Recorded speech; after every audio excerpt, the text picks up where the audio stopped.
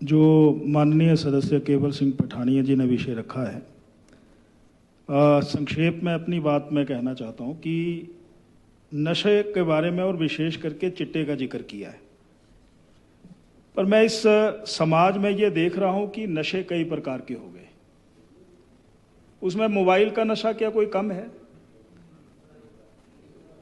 यहां पर एक जिक्र आया कि स्टंट जो कर रहे हैं आजकल नौजवान, मैंने अध्यक्ष महोदय एक जगह पढ़ा कि ये जो मोबाइल का नशा है, ये आने वाले बच्चे जो पैदा होंगे उसमें उस परिवार में एक बच्चा जो है वो मंदबुद्धि होगा।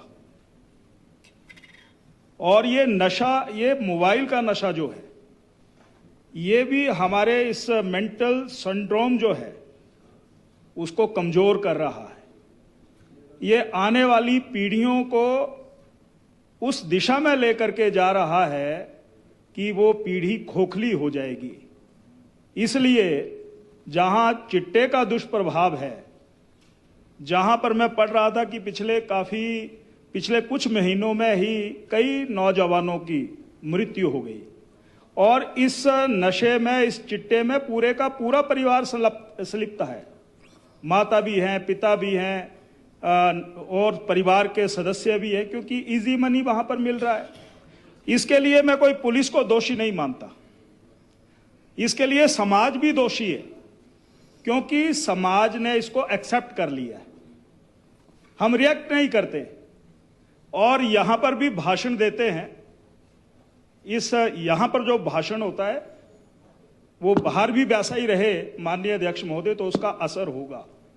नहीं तो लोग अपनी पारखी नजरों से ये देखते रहते हैं कि ये जो वक्ता हैं, ये जो हमारे नेता हैं, ये कहीं ग्रुप में बैठे होते हैं, शादी में बैठे होते हैं, सोशल फंक्शन में बैठे होते हैं, तब इनका आचरण क्या होता, और जब ये राजनीतिक मंच या सभा में बोलते हैं तो इनका आचरण क्या होता है। इसलिए मैं इसके लिए एक ही निवेदन करना चाहता हूं कि पूरे समाज को इकट्ठा होना होगा। और जब से ये चिट्टे की गतिविधियां बढ़ी हैं, उसके बाद कई जो रिप्रेजेंटेटिव हैं उन्होंने अपने स्तर पर कोशिश की है। हमारे कुछ साथियों ने कहा कि चिट्टे में संलिप्त पाए जाएंगे तो हम 51,000 रुपये देंगे। कुछ पंचायतों की प्रधानों ने पंचायत में रेजोल्यूशन डाला कि ऐसे लोगों को हम बीपीएल की सूची से काट देंगे, इत्यादि इत्यादि। यानी ये अवेयरनेस जो है ये समाज में हुई है, तो इसके लिए समाज को जागृत होना पड़ेगा।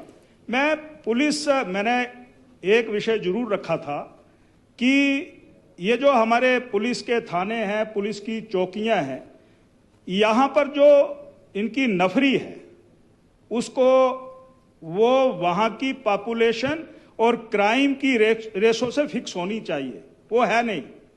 लगभग 50 किलोमीटर की दूरी है हमारे पुलिस स्टेशन बभारना की। कोई कहीं पर क्राइम हो जाता है तो जब वो क्राइम हो गया, घटित हो गया, उसके बाद वो पुलिस पहुंचती है, साधन है नहीं।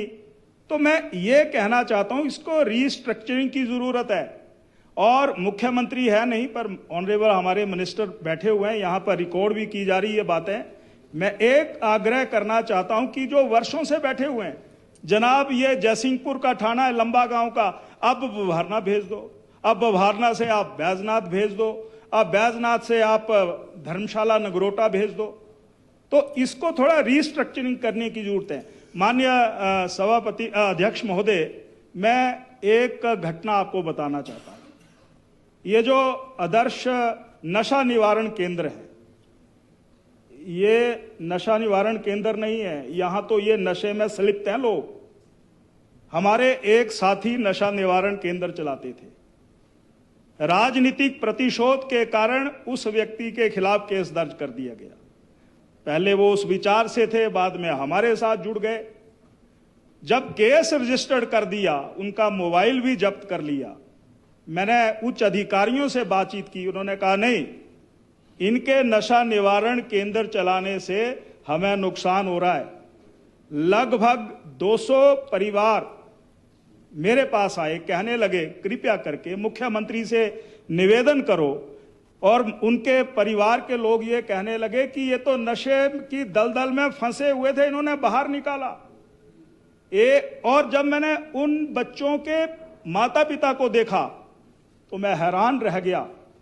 वो पालमपुर, सुला, नगरोटा के आसपास के पेरेंट्स थे, बहुत संपन्न परिवारों के बच्चे थे, और एक परिवार तो ये भी कहने लगा कि मैंने अपने बेटे को बेदखल कर दिया था, क्योंकि जब वो नशे के उसके कारण, वो जिसको कहते हैं कि नशा टूटता था, तो वो हमारे साथ मारपीट करता था।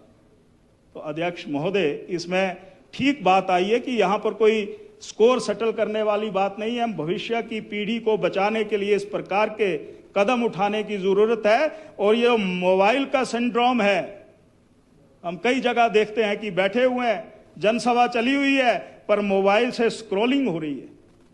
तो आने वाले दिनों में इस पर भी चिंता करने की जरूरत है कि मैं जो यहां बोल रहा हूं कितने लोगों ने देख लिया। हमें अपनी पर्सनैलिटी को डेवलप करने के लिए दिमाग में इस प्रकार के भी वेग चल रहे हैं, तो समाज को इकट्ठा होकर के इस दिशा में आगे बढ़ने की जरूरत है।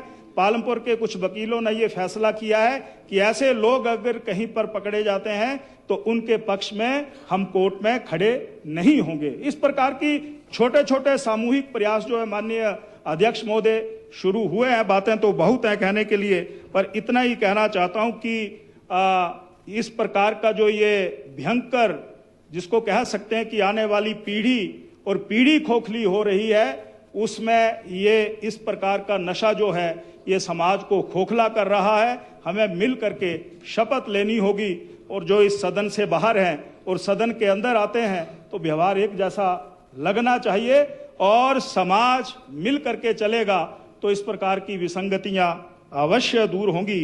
आपने अध्यक्ष महोदय समय दिया, आपका बहुत आभार, धन्यवाद।